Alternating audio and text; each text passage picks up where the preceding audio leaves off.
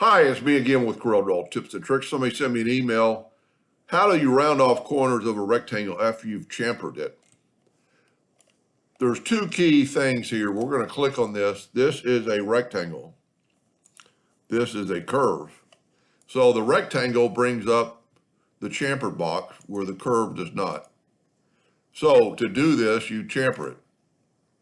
And then you tell it what you want to chamfer. I'm going to say 1.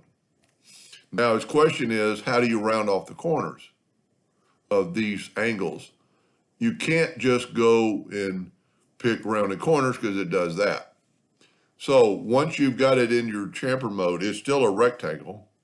You need to go to Object and convert it to a curve. And as soon as you do, well, let me back up here. If we grab the shape tool, you get these black nodes with lines because you could chamfer it more. But once you've converted it to a curve, you get these blue nodes. Then open up Windows, Dockers, corners, and select them all if you want them all done. And I'm going to go 1/2 inch. So now I've rounded off those corners. And you can change that whatever you want. You don't have to round them all off.